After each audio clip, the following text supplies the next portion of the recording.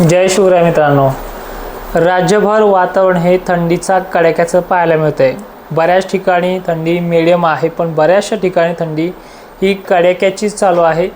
तर आजच्या या अपडेटमध्ये फारसं काही महत्त्वाचं नाही आहे, पण ह्या थंडीचा शेवट मात्र पावसानेच होईल अशी शक्यता देखील मॉडेलनुसार स्पष्ट दिसते आहे। तर सध्या डिसेंबर महिन्यामध्ये कधी-मधी ढगाळलेली परिस्थिती आणि कधी-मधी शीतलहरी म्हणजे थंडीचा कडाका चांगलाच जाणवू लागला आहे। पण यामध्ये बऱ्याचशा पिकांना फायदेशीर तर काही पिकांना त्रासदायक वातावरण हे मात्र चालूच आहे। तर मित्रांनो, या काळामध्ये आपण काही उपाययोजना करायच्या आहेत ज्या आपल्या ॲप्लिकेशनच्या लाईव्हमध्ये 7:30 वाजता आपण त्या दररोज पाहत असतो। कधी हा लाईव्ह आहे कधी नाही, त्यातील तुम्हाला ते मेसेज देखील येत आहेत। तर हा झाला ॲप्लिकेशनचा भाग। ॲप्लिकेशनचा लाईव्ह आपण मेसेज देखील ज्यांनी डाउनलोड केलं, पेमेंट भरलं, त्यांना ते मेसेज देखील येत आहेत। आणि विशेषतः आता या मुद्द्यावरती हात घालतोय ज्या मुद्द्यासाठी तुम्ही आतुरलेले आहात।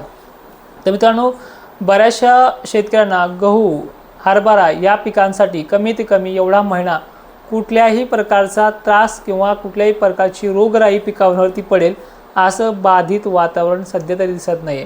पण अनेक पिकं थंडीमुळे कोमजली जातात, थंडीमुळे परेशान होतात। अशा पिकांना मात्र अजूनही थंडीचा तडाखा कमीत कमी 25 डिसेंबरपर्यंत ते कायम राहील अशी शक्यता मॉडेलनुसार स्पष्ट दिसते आहे। तर आता हे बघा, पुढचा महिना जो आहे जानेवारीची सुरुवात तर एक चांगल्या मुहूर्तावरती होते। आणि विषय असा आहे की पुढच्या वर्षी पावसासंदर्भात देखील आपण अनेक अपडेट्स आपल्या व्हिडिओच्या माध्यमातून दिले आहे। मान्सूनची स्थिती, मान्सूनचा अंदाज, मान्सूनचे जे काही पुढचे अलर्ट्स असतील, पावसा जो काय आहे तो सर्वसामान्य आहे। पण यंदाचा उन्हाळा WDच्या रडारवरती राहू शकतो। तत्पूर्वी आपण ह्या मार्च फेब्रुवारीबद्दल 2 मिनिटं थांबूयाच। पण आता सध्या चालू असलेला हा महिना डिसेंबरचा ला निनामुळे बरेचसे आपले अडथळे ला निनामुळे रखडले आहेत। जे कोण WDचे जे काही अडथळे आहेत पाकिस्तानपर्यंत, अफगाणिस्तानपर्यंत चांगले प्रभाव टाकतात। ढगाळलेली परिस्थिती, अनेक ठिकाणी पावसाची शक्यता या पाकिस्तानपर्यंत आपल्या भागापर्यंत येण्याची मजल मारते। आताही 11 आणि 12 डिसेंबरला हे वातावरण सक्रिय होणार आहे राजस्थानपर्यंत।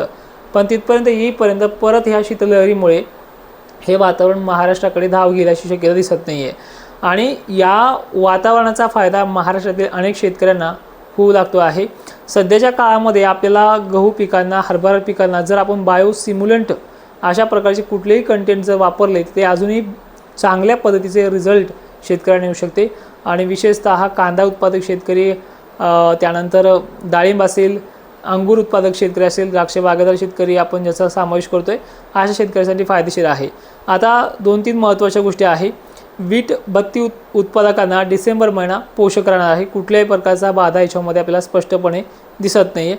त्यानंतर जे काही शेतमजूर आहेत, कारखानदारी करतात, यांनासुद्धा पावसाचा अडथळा नाही। मात्र थंडीच्या शीतलहरी 10 डिसेंबरला आणखीन तीव्र होणार आहे। म्हणजे थंडीचा कडाका इथे 48 तासामध्ये यापेक्षा चालू असलेल्यापेक्षाही अजून तीव्र होण्याचे संकेत आहेत। मित्रांनो, तरीसुद्धा आपल्याला व्हिडिओमध्ये तुम्हाला काय हवं आहे, काय कंटेंटच्या कुठल्या गोष्टी तुमचे प्रश्न असतील मार्च एप्रिल संदर्भात किंवा पुढच्या मान्सून संदर्भात ते नक्की कळवा। आपण एक PDF फाईल तुमच्यापर्यंत विभागानुसार देण्याचा प्रयत्न करूयात। आणि विशेष व्हिडिओमध्ये एवढंच की या महिन्यात मोठा पाऊस किंवा मोठे संकेत तरी मॉडेलनुसार दिसत नाही। आणि या पलीकडेही जाऊन जर सांगायचं म्हटलं तर शीतलहरीबरोबरच ढगाळ वातावरणाची परिस्थिती हे होत आहे। यानंतर सुद्धा कान्याकोपऱ्यामध्ये 15 ते 16 डिसेंबर कालखंडामध्ये वातावरण खराब व्हायला सुरुवात होईल। आणि पावसाची शक्यता किंवा येईलच असं कंटेंट आता तरी मॉडेलनुसार दिसत नाही आहे। पण एक 29 डिसेंबर किंवा 25 डिसेंबरच्या कालावधीमध्ये थोडं खराब वातावरण WDमुळे होणार आहे। पण ह्या वातावरणाला रोग किंवा तेथेच थांबून धरण्याची क्षमता जी आहे ती ला निनामध्ये अजूनही ला निना पूर्णपणे संपलेला नाही, नॅचरल कंडिशनकडे वळतो आहे। आणि त्यामुळे जे काही बंगालच्या उपसागरामध्ये त्याचं प्रेशर चालू आहे, ढगाळलेली परिस्थिती चालू आहे, श्रीलंका जवळ, केरळ जवळ जे काही कमी दाबाचे पट्टे बनत आहेत, त्यामुळे WDला चांगला मोठा चान्स मिळत नाही आहे। पण हा ला निना जवळपास येत्या काळामध्ये म्हणजे जानेवारी नंतर फेब्रुवारीच्या स्टार्टअपला हा ला निना पूर्णपणे संपुष्टात येतोय। त्यामुळे WDला एक संधी मिळते महाराष्ट्राकडे आपलं बाष्प घेऊन यायला। आणि त्याच कालखंडामध्ये फेब्रुवारी महिना किंवा मार्च महिना कमीत कमी पावसाचा राहू शकतो। एकंदरीत हरभरा काढणीच्या वेळेस किंवा आपलं कुठलंही गहू वगैरे काढण्याच्या वेळेस जे काही सोंगणीचा टाईम येतो त्यावेळेस मात्र असे धोके आहेत. त्या धोक्याबद्दल आपण ॲप्लिकेशनमध्ये पूर्ण माहिती दिलेली आहे. आजही व्हिडिओ सांगतो, अजूनही तो धोका जो आहे सर्वदूर राहणार नाही आहे, पण एक्झॅक्टली त्याची कंडिशन आणि त्याचं डायरेक्शन कुठल्या विभागावरती जाईल हे अद्यापही मॉडेलनुसार स्पष्ट झालेलं नाही आहे. आपण त्याच्यावरती पूर्णपणे रिसर्च चालू आहे. काही जरी अडथळे आपल्याला जाणून आल्यास म्हणजे खानदेश असेल, विदर्भ असेल, सरळ सरळ वाट त्याची तीच आहे. नाशिक क्षेत्र वगैरे कोपरा, छत्रपती संभाजीनगरची उत्तर बाजू, इकडे नंतर अकोला अमरावतीपर्यंतचा मधला भाग जो आहे त्या भागापर्यंतची मजल आहे.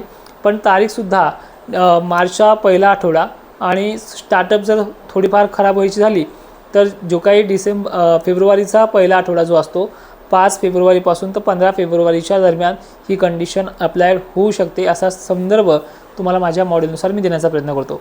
जय शिवराय, धन्यवाद.